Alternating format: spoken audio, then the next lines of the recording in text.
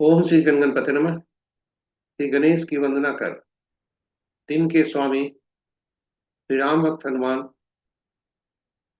मंगल देव तथा श्री राम भक्त हनुमान और उनके स्वामी श्री राम की वंदना कर इष्ट देव का ध्यान धर गुरुजनों को नमन कर अभिनंदन करते हैं आपका वरुण स्टोव में द्वारा प्रस्तुत आज के दैनिक पंचांग में। यह नित्य की भांति 5 भागों में प्रस्तुत हुआ करता है और आपके सुझाव के अनुरूप इसके पहले भाग का लघु रूप अलग से भी प्रस्तुत किया जाता है किया जाता रहा है। इसमें डेटा जो भी प्रयुक्त हुए हैं यूट्यूब से लिए गए हैं और छवि जो ली गई है वह गूगल से ली गई है। यह प्रस्तुति आप तक यूट्यूब के माध्यम से सफलपूर्वक पहुंचा पाने में हम समर्थ हो रहे हैं। तो पंचांग की तरफ हम आगे बढ़े इसके पूर्व हम ये बता दें कि वरुण एस्ट्रो आपकी सेवा में कृत संकल्प है और हमारे द्वारा मैंने अपने गुरुजनों को से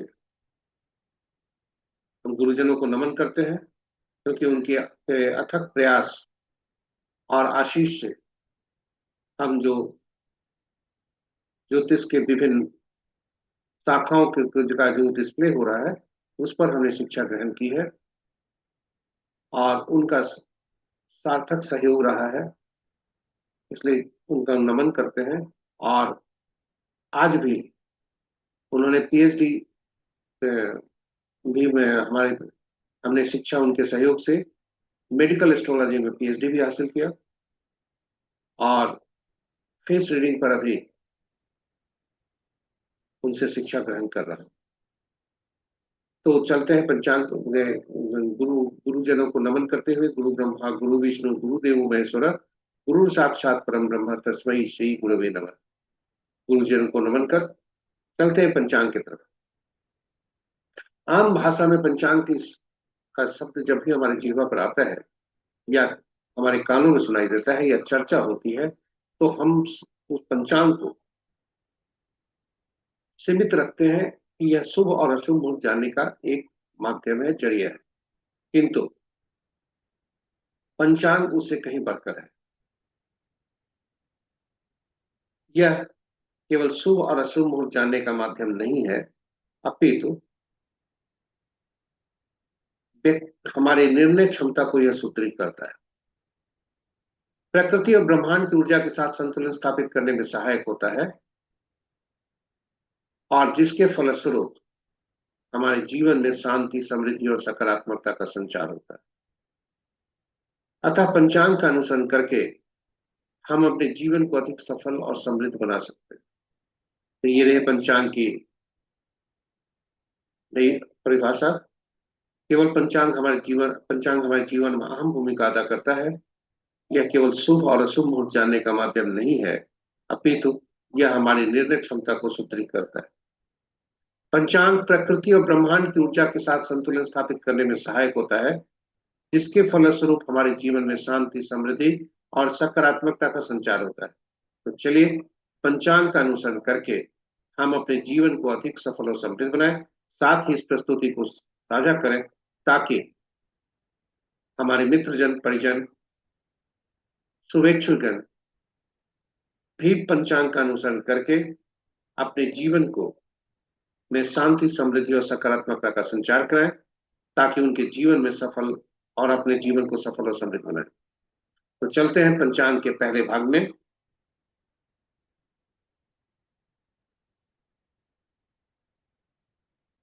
पंचांग के पहले भाग में आपका स्वागत है। आज का दिन दिनांक 27 मई 2025 माह ज्येष्ठ पक्ष कृष्ण शाका संवत 1947 विश्वसु विक्रम संवत 2082 कलायुग कलयुग का 5126वां वर्ष। सूर्योदय 5 बजे सूर्यास्त 6:34 पर। Sunrise at 5:00 AM, sunset at 6:34 PM। दिशाशूल उत्तर है, फिर भी इस दिशा में यात्रा करने को बाध्यता हुई तो गुड़ का सेवन कर यात्रा करें।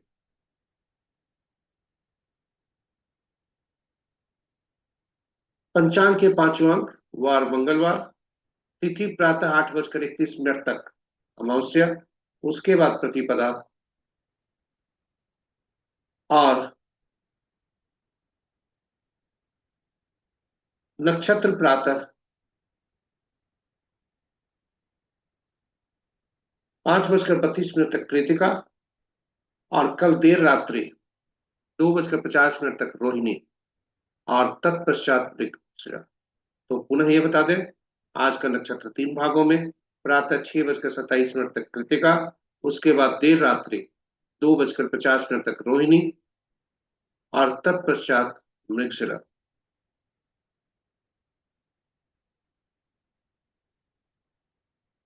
योग देर रात्रि 10:54 तक सुकर्मा, उसके बाद धृति, और करण प्रातः 8:31 तक नाग, उसके बाद रात संध्या 6:48 तक किंसितुग्न, और फिर पौ।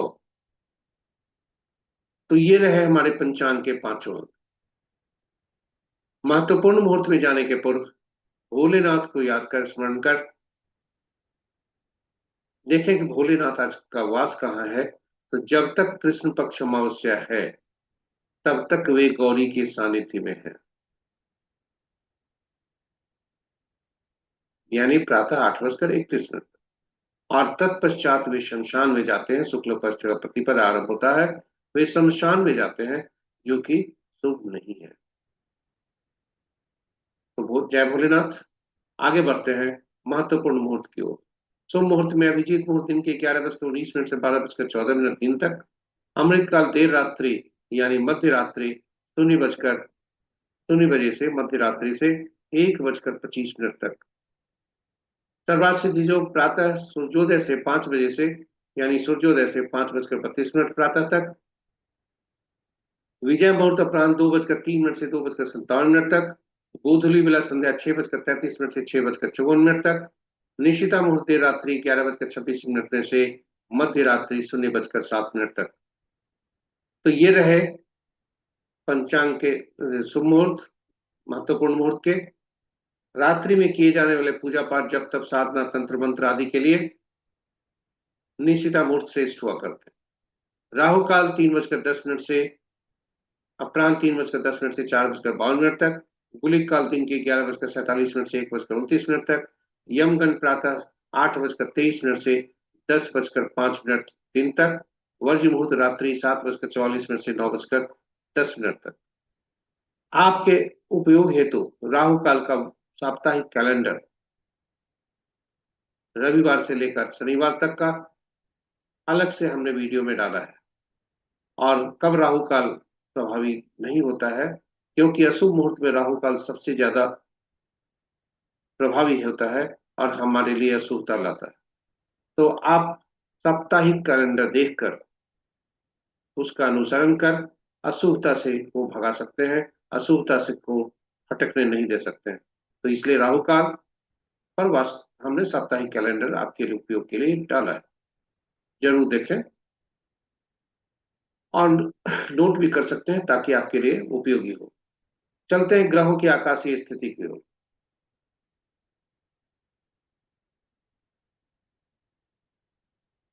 ग्रहों का आकाशीय स्थिति।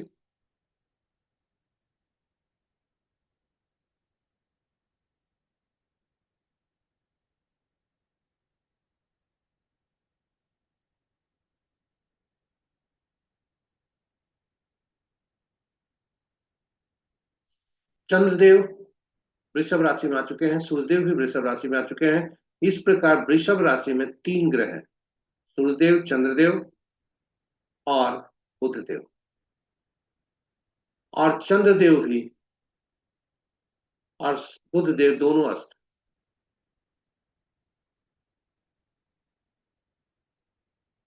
तो इस प्रकार दो ग्रह अस्त हैं, चंद्रदेव और बुधदेव।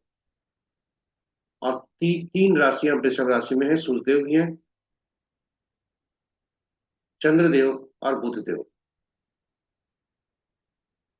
शेष ग्रह अपने पूर्वोत्तर की राशियों में है। मंगल देव कर्क में, बृहस्पति देव मिथुन में, शुक्र देव मीन में, शनि देव मीन में, राहु देव कुंभ में, केतु देव सिंह में। राहुदेव और केतुदेव कुंभ में आंशिक रूप से हैं, पूर्ण रूपेण गोचर 29 तारीख को करेंगे। इस प्रकार मित्र राशि में 3 ग्रह, शत्रु राशि में 2 ग्रह, सम राशि में 4 ग्रह और स्व राशि में कोई ग्रह नहीं है।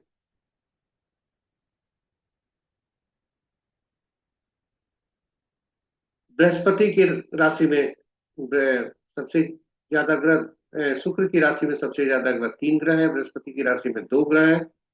और शेष ग्रहों की राशियों में मंगल को छोड़कर एक एक ग्रह है।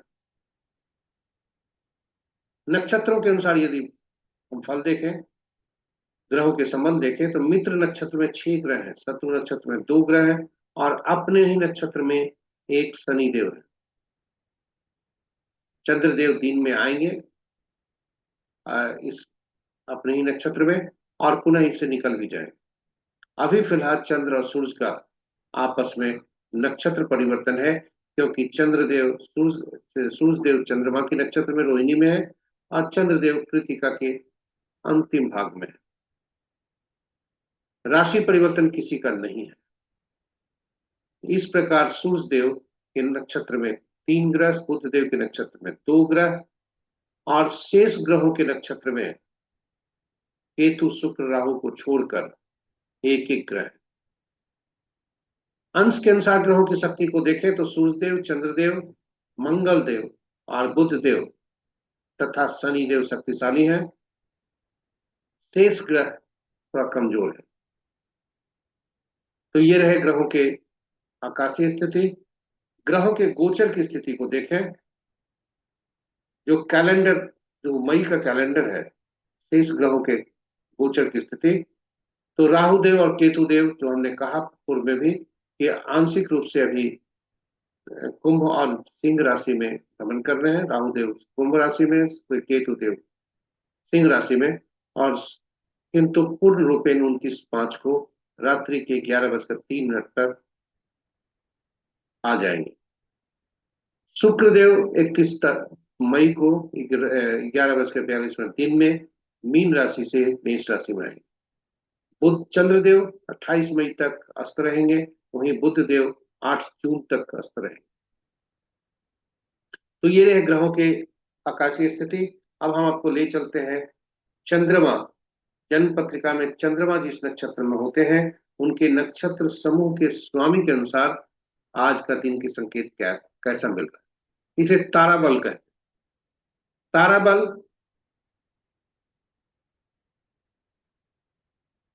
तारा बल नौ तारा चक्र के सिद्धांत पर आधारित है। नौ तारा चक्र जो है वह जातक के से संबंध रखता है। जातक का दशा महादशा उसके जीवन से संबंध रखता है। और वही तारा बल जातक के आज से संबंध रखता है, क्योंकि चंद्रमा का गोचर से उगते। तो जातक का नौ तारा चक्र जातक के जीवन में विंशोत्तरी दशा के अनुसार दशा महादशा अंतरदशा, महादशा अंतरदशा आदि के अनुसार कैसा फल रहेगा, यह जातक नौ तारा चक्र से पहले भी जान सकता है, खुद भी जान सकता है और उसी अनुरूप अपने को तैयार कर सकता है। यदि शुभ है तो शुभ मुहूर्त, वैसी स्थिति में थोड़ा उसे आत्मबल मिला रहेगा, वह ज्यादा सफलता और ज्यादा का उपाय करेंगे, ऐसा कर्म करेंगे। और अशुभ है तो अपने आप को अशुभता फेस करने के लिए, चैलेंज को फेस करने के लिए मानसिक रूप से तैयार रहेंगे। पीड़ा कम होगी और अशुभ जो है अशुभता भी कम होगी। साथ ही साथ नवतारा चक्र आपसे जीवन में आपके साथ जो भी व्यक्ति संपर्क में आते हैं, वो इसके साथ आपका कैसा संबंध रहेगा, यह भी दर्शाता है। चाहे वह आपके कार्य क्षेत्र में हो, आपके रिश्तेदार हो, घर में हो, बाहर हो, जी सारे लोगों से संबंध कैसा रहेगा उनके जन्म नक्षत्र के अनुसार। और आप अपने जन्म नक्षत्र से ताल मिलाकर देख सकते हैं। तो इसी वजह से, क्योंकि यह अद्भुत पद्धति है और सटीक पद्धति है, क्योंकि ग्रहों के मन नक्षत्र ही हुआ करते हैं। नक्षत्र ही ग्रहों के फल देते हैं। और यही वजह है कि नव तारा चक्र की अद्भुत पद्धति पर हमने एक वीडियो डाला है, जिसमें नव तारा चक्र से कैसे हम देखते हैं, है क्या, गणना कैसे होती है और कैसे देखा जाता है, साथ ही साथ कुछ महान विभूतियों का जन्म कुंडली हमने लगाया है कि कैसे संबंध उनके रहे हैं। इसके अतिरिक्त भगवान श्री राम, माँ सीता और हनुमान की कुंडली भी उसमें हमने डाली है, ताकि आपस में उनके नक्षत्र के अनुसार कैसे संबंध है यह साबित होता है। तो जरूर देखें नव तारा चक्र पद्धति। आपके सुझाव के अनुसार ही नव तारा चक्र पद्धति पर एक प्रैक्टिकल वीडियो भी अलग से डाला है, जिसमें कैसे हम निकालते यह गणना हम टेबुलर फॉर्म में किए। अब आते हैं आज की प्रस्तुति पर। संक्षेप में आज की प्रस्तुति में जाने के पूर्व संक्षेप में यह बता दें कि कुल 27 नक्षत्र होते हैं और 27 नक्षत्र की क्रम संख्या निर्धारित है 1 से 27 तक। क्योंकि ग्रहों के मन नक्षत्र होते हैं, यानी नक्षत्र ही ग्रह के फल देते हैं, इसलिए हर नक्षत्र को संभव नहीं था कि ग्रहों से जोड़ा जाए। तो ग्रहों को कुछ सीमित मात्रा में नक्षत्र से जोड़े गए, यानी कुछ नक्षत्रों को ग्रहों से जोड़ने के हेतु 3 श्रेणियां बनी 9 नक्षत्रों की।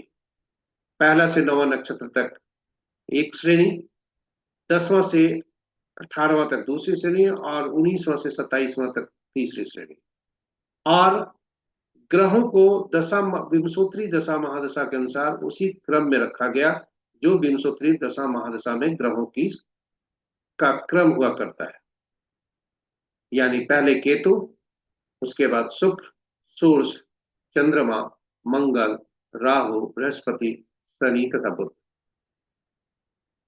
अब इस ग्रहों को इस तरह से श्रेणी में रखकर, क्रम संख्या में रखकर, नक्षत्रों में से पहला जो ग्रह हुआ, पहला नक्षत्र हुआ हर श्रेणी में से, यानी पहला 10वां और 19वां नक्षत्र जो हुए अश्विनी, माघ और बुला, उनका स्वामित्व केतु देव को दिया गया। और इसी तरह से आगे बढ़ते हुए दूसरा, 11वां और 20वां नक्षत्र जो हुए वे उनका स्वामित्व शुक्र देव को दिया गया। और इसी क्रमानुसार में बढ़ते हुए 9वां, 18वां, 27वां नक्षत्र का स्वामित्व बुध देव को दिया गया। तो इस तरह से हर ग्रह को 3-3 नक्षत्रों का स्वामित्व मिला। और अब ये याद रखें कि कौन से ग्रह का स्वामित्व किसको मिला और विधि क्या हुई। अब जो है फलित कैसे करते हैं यह ज्यादा महत्वपूर्ण है। फलित करने हेतु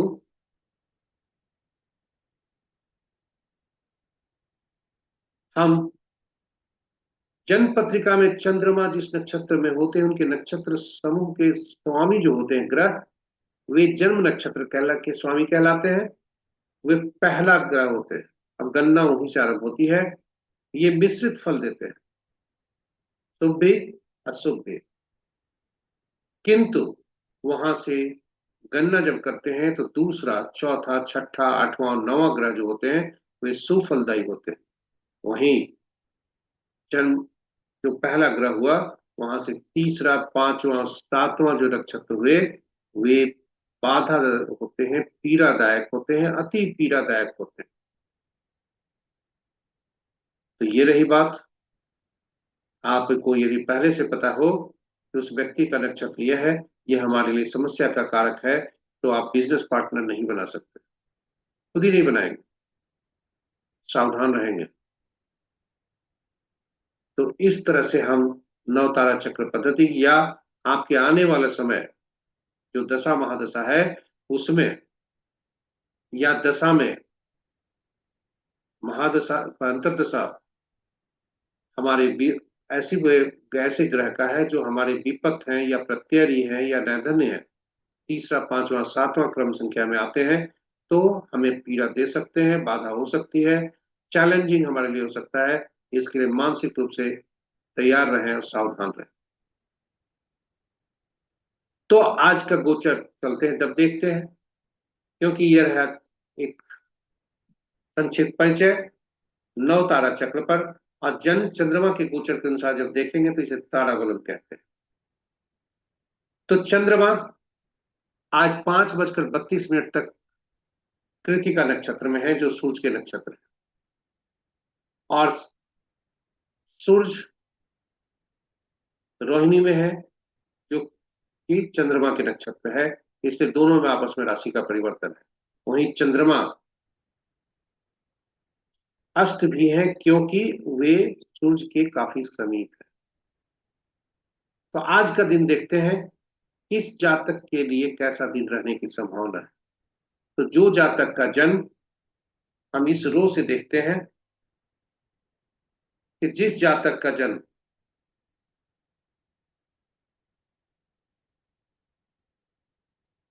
जिस राशि में हुआ हो, जिस नक्षत्र में हुआ हो, वहां से देख। उदाहरण स्वरूप, यदि किसी जातक का जन्म उत्तरा फाल्गुनी कृतिका या उत्तराषाढ़ा में हुआ हो, तो उसका जन्म का ही फल होगा। यदि किसी जातक का जन्म उत्तराषाढ़ा,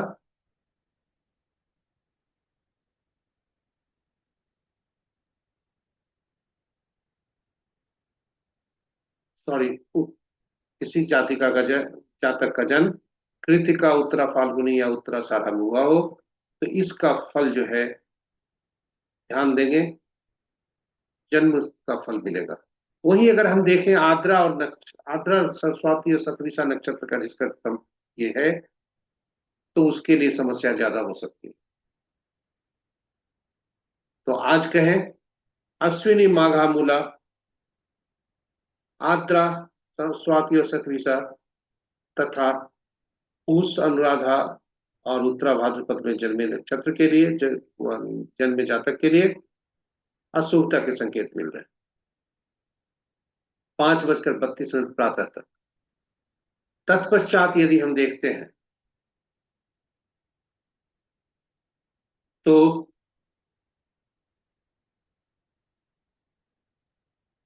चंद्रमा के दूसरे दौर में जब हम देखते हैं, जब वे रोहिणी में नक्षत्र में होते हैं 5:32 के पश्चात, तो वे अपने ही नक्षत्र में होते हैं। और तब जब हम फल देखते हैं कि उसी नक्षत्र के बारे में देखें,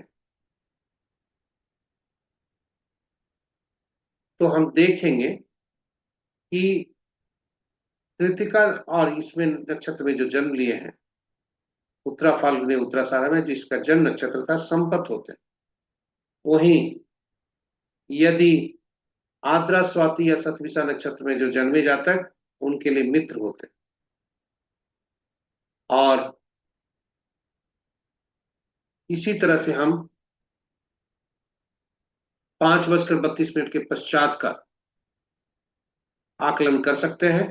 चूंकि चंद्रमा का आज गोचर जो है 3 भागों में है। चंद्रमा का आज गोचर 3 भागों में है, क्योंकि रात्रि 2:50 तक ही चंद्रमा रोहिणी में है, तब उसके बाद मृगशिरा में जाते हैं। तो उसके बाद का फल यदि हम देखें, तो चंद्रमा उसी ग्रह का जिसका हमने पूर्व में देखा था, उसी ग्रह का यदि हम देखते हैं, तो ये विपद का कारण बनते हैं। जिसका कृतिका उत्तराषाढ़ या उत्तरा फाल्गुनी में जन्म हुआ होगा, वही अति मित्र बन जाते हैं उस जातक के लिए जिसका जन्म आद्रा स्वाति या शतभिषा नक्षत्र में हुआ हो, क्योंकि ये मंगल का ग्रह है। और इस तरह से हम ये कह सकते हैं कि इस तरह से हम फलित कर सकते हैं, क्योंकि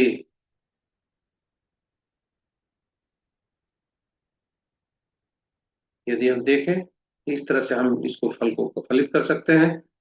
और अब कॉलम को रो से मिलाकर हम फल को निकाल सकते हैं। और इसी तरह से हम नौ तारा चक्र में जातक अपने महादशा अंतर्दशा के अनुसार देख सकता है। तो इसकी उपयोगिता बहुत है, अधिक है, यह अद्भुत पद्धति है, सटीक है। हमारे नौ तारा चक्र पद्धति पर जो वीडियो है जरूर देखें, ज्ञान अर्जन करें और उपयोग भी करें अपने दैनिक जीवन में सफलता और समृद्धि लाने के लिए, शुभता को बढ़ाने के लिए और अशुभता को नगण्य करने के लिए। तो चलिए, इन्हीं शब्दों के साथ हम आपसे विदा लेते हैं। विदा नहीं लेते, सॉरी, हम आपको अगले प्रस्तुति में ले चलते हैं। यह दूसरा दूसरा भाग हुआ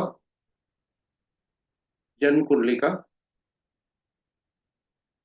तीसरे भाग में आपको ले चलते हैं। तीसरा भाग, अभी तक हमने देखा चंद्रमा जिस नक्षत्र में है उसके अनुसार कैसा फल होता है। यहां पर आपको हम देखते हैं चंद्रमा जिस राशि में है उसके अनुसार आज का दिन कैसा है।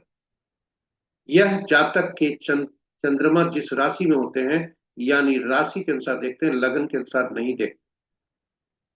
चंद्रमा जिस राशि में होते हैं वही जातक का राशि होता है।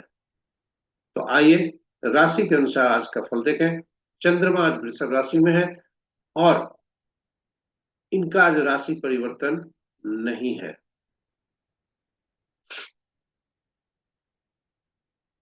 इसलिए चंद्रमा वृषभ राशि में रहते हुए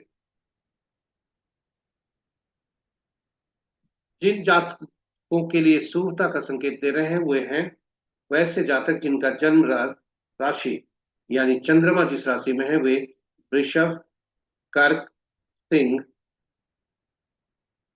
वृश्चिक, धनु तथा मीन राशि वाले के जातकों के लिए शुभता के संकेत मिल रहे हैं। शेष राशि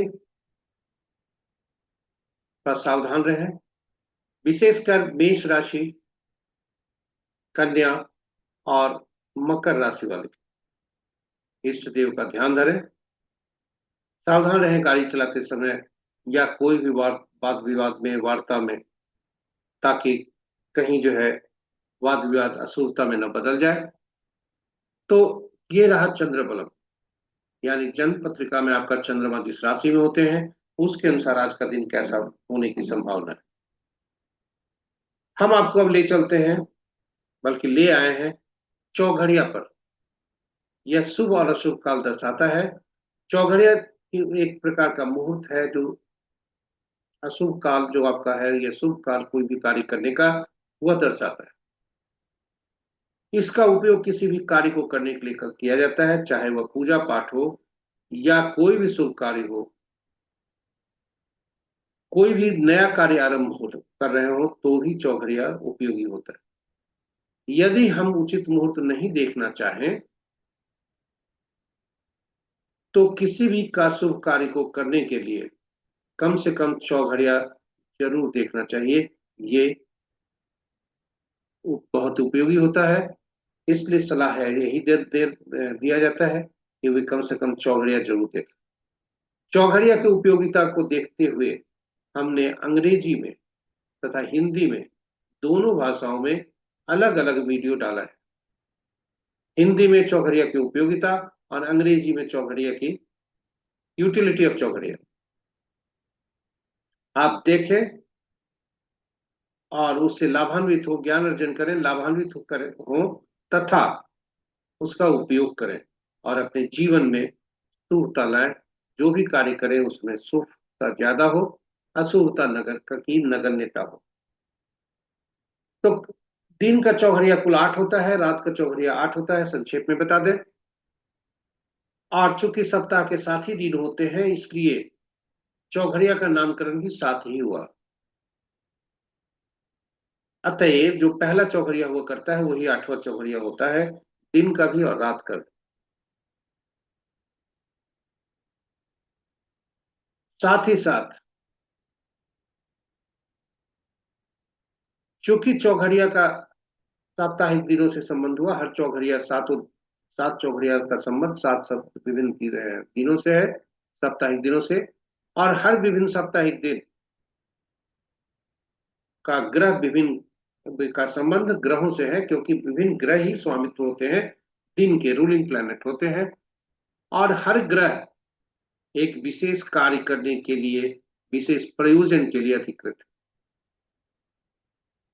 तो ये हुई बात कि हर चौघड़िया विशेष प्रयोजन के लिए विशेष रूप से उपयुक्त होता है। इस सब की जानकारी हमारे वीडियो में है, यूटिलिटी ऑफ चौघड़िया अंग्रेजी में और चौघड़िया की उपयोगिता हिंदी में। आज का चौघड़िया देखें। हाँ, चौघड़िया देखते समय यह जरूर याद हमेशा उपयोग करते समय यह ध्यान में रखना चाहिए कि दिन का चौघड़िया वारवेला, कालवेला और राहु काल से ग्रसित हो सकता है, और रात्रि का चौघड़िया काल रात्रि से ग्रसित हो सकता है। तो जो चौघड़िया अशुभता से यदि व्याप्त हो उसका त्याग करना चाहिए, उसका उपयोग नहीं करना चाहिए, नहीं तो शुभता का तो नामो निशान नहीं, अशुभता ज्यादा हो सकती है। आज का चौघड़िया देखते हैं, चूंकि मंगल का दिन है, मंगल का चौघड़िया, मंगल देव से जो संबंध चौघड़िया है वे रोग चौघड़िया से होते हैं, और ये दुश्मन को परास्त करने के लिए बहुत ही उपयोगी होते हैं। यह दुश्मन याद रखें, केवल शारीरिक रूप से दुश्मन नहीं, मानसिक रूप से दुश्मन भी, और कंपटीशन आदि के लिए भी, क्योंकि कंपटीशन, विद्यार्थियों का कंपटीशन, जो प्रमोशन आदि हैं जॉब में, उनके कंपटीशन में आपके जो भी प्रतियोगी हैं वह आपके शत्रु ही है। तो उन सभी को परास्त करने के लिए शुभ मुहूर्त हुआ करता है। तो आज का चौघड़िया रोग चौघड़िया से आरंभ हो रहा है और रोग चौघड़िया से समाप्त भी हो रहा है। आज का जो चौघड़िया, दिन का चौघड़िया है, उद्वेग चौघड़िया, काल चौघड़िया, शुभ चौघड़िया क्रमशः वार वेला, काल वेला और राहु काल से ग्रसित है, इसलिए इसका उपयोग नहीं करना चाहिए। रात्रि का चौघड़िया, लाभ चौघड़िया काल रात्रि से ग्रसित है, इसलिए इसका उपयोग नहीं करना चाहिए।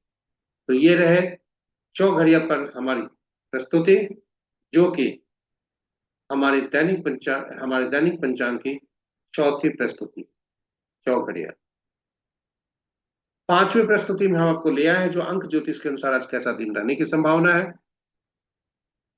पूर्व के वीडियो में हमने यह जानकारी देने की कोशिश की है कि जो अंक ज्योतिष होते हैं वह एकल अंक पर काम करते हैं, यानी 1 से 9 तक है।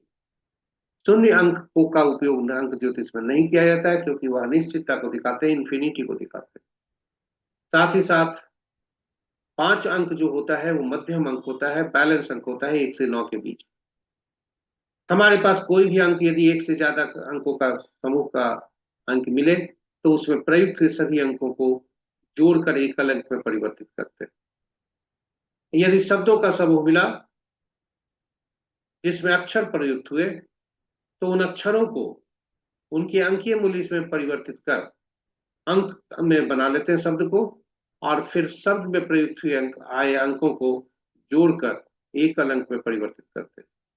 यदि शब्द और अक्षर और अंक का समूह साथ साथ मिला, जैसे वाहन संख्या आदि होते हैं, तो उसमें भी जो अक्षर हुए उनका अंकीय मूल्य में परिवर्तित कर प्राप्त सभी अंकों को जोड़कर एकल अंक में परिवर्तित करते हैं और उसकी शुद्धता देते हैं। जन्म जो तिथि होती है, जन्म दिनांक जो होता है, उसमें माह, जन्म तिथि 2 अंकों का होता है और माह भी 2 अंकों का होता है, वर्ष 4 अंकों का होता है। इस प्रकार जन्म जो तिथि होती है वो 8 अंकों का होता है। जन्म दिनांक जो है वह हमारे लिए महत्वपूर्ण है, और बेस जो कहते हैं, आधार जो अंक ज्योतिष का है, एकल अंक और जन्म तिथि, जन्म दिनांक।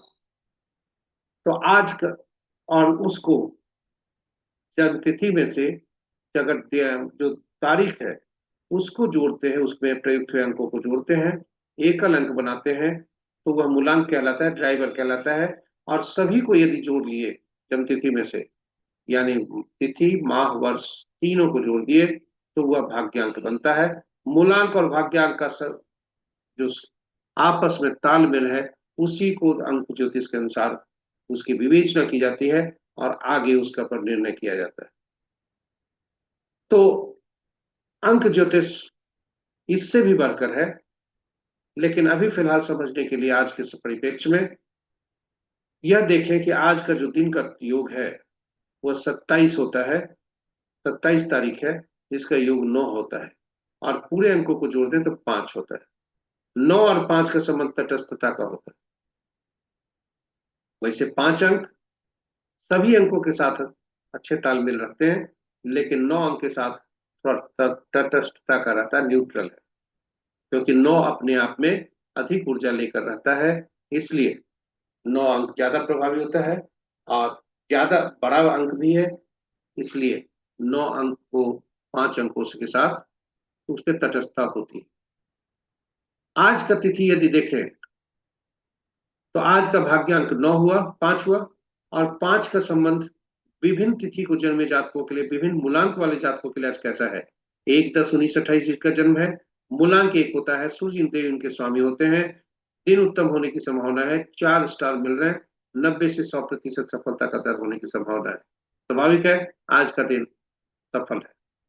2-11-20-29 जिनका जन्म तिथि हो किसी माह का, 2 मूलांक होता है, चंद्रदेव स्वामी बनते हैं, संबंध 2 और 5 का मित्रता का, 3 स्टार मिल रहे हैं, 60% सफलता का दर है।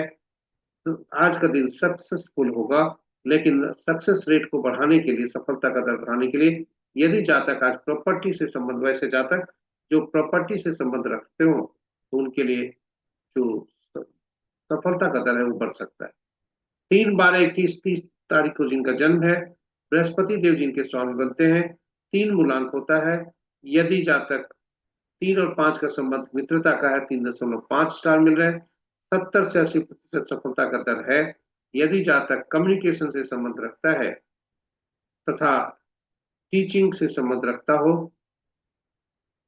बैंकिंग से संबंध रखता हो, तो उसके लिए उत्तमता के संकेत, यानी सफलता का दर बढ़ सकता है। 4 मूलांक वाले 4-13-22-31 दिन का जन्म तिथि होता है, 4 मूलांक होता है, राहु देव जिनके स्वामी होते हैं, दिन बहुत अच्छा होने की संभावना है, क्योंकि 4 और 5 का संबंध अति मित्रता का है, 3 स्टार मिल रहे हैं, 90% सफलता का दर होने की संभावना है। जहां तक यदि बैंकिंग और फाइनेंस में यदि है तो आज के दिन उसका बहुत अच्छा है। 5-14-23 जिनका जन्म तिथि हो, 5 मूलांक है, 5 और 5 का संबंध अति मित्रता का नहीं अपितु मित्रता का है, 3.5 स्टार मिल रहे हैं, बैंकिंग फाइनेंस के लिए बहुत अच्छा है, किंतु जातक 5 और 5 का अंक जब ज्यादा होता है तो जातक में लेजीनेस होता है, आलसपन होता है, तो आलस को त्यागे 5 मूलांक वाले आज, तो सावधान रहे। 6 मूलांक वाले 6-15-24 तारीख जिनका जन्म तिथि है, 6 मूलांक बनता है, शुक्रदेव जिनके स्वामी होते हैं, शुक्रदेव ग्लैमर के लिए होते हैं, सुख सुविधा के लिए होते हैं, सौंदर्य आदि के लिए होते हैं, तो 6 और 5 का संबंध मित्रता का, 3 स्टार मिल रहे हैं। फिर भी यदि जातक शेयर ट्रेडिंग से काम जुड़ते हैं तो इनका जो स्टार है वो 5 स्टार हो जाता है, 90 से 100% सफलता का दर हो जाता है। 7 मूलांक वाले 7-16-25 जिनका जन्म तिथि है, केतु देव जिनके स्वामी होते हैं, 7 और 5 का संबंध मित्रता का, 3 स्टार मिल रहे हैं, 70% सफलता का दर है। और जातक यदि ऑकल्ट से, वित्त से, बैंकिंग से संबंध यदि है तो सफलता के दर बढ़ सकते हैं और शुभता ज्यादा हो सकती है। 8 मूलांक वाले 8-17-26 इनका जन्म तिथि है, 8 इनका मूलांक बनता है, शनिदेव जिनके स्वामी होते हैं, 3 बहुत अच्छा होने की संभावना है, 8 और 5 अति मित्र हुआ करते हैं, 3 स्टार मिल रहे हैं, 90% सफलता का दर होने की संभावना है।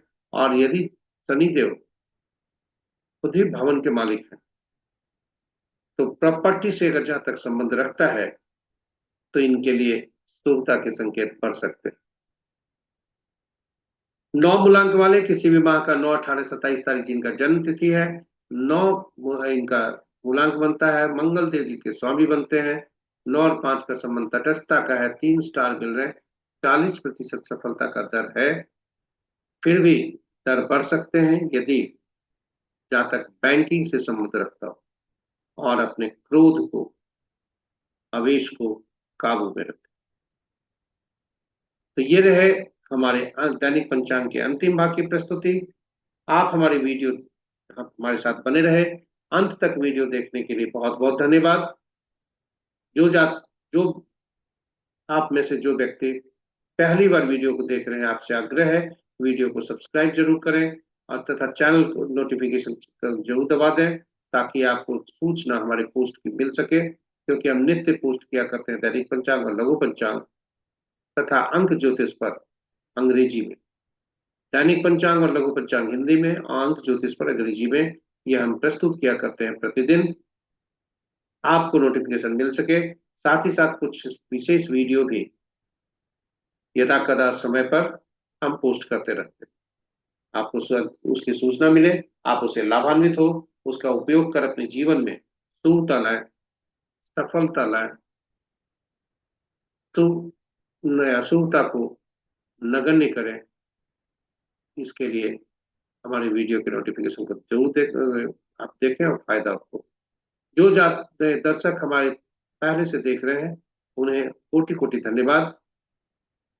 आप हमारे वीडियो को देख रहे हैं, साझा भी कर रहे हैं, आपको नमन। और फीडबैक आपसे मिल रहा है,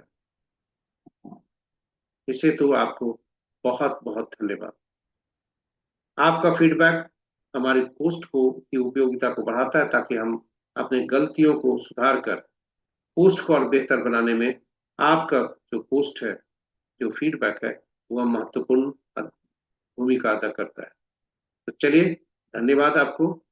आप साझा जरूर करें अपने मित्रों, परिजनों और स्वजनों के बीच में, प्रकाश फैलाएं, और ताकि उनके जीवन में भी शुभता हो। इन्हीं इसी आग्रह के साथ मंगल की कामना करते हुए आप सभी को हम आपसे विदा लेते हैं। आज मंगलवार है, मंगल की कामना करते हैं आप सभी का। साथ ही साथ भगवान राम और बजरंगबली का स्मरण करते हुए जय श्री राम, जय हनुमान कहते हुए आपसे विदा लेते हैं। धन्यवाद।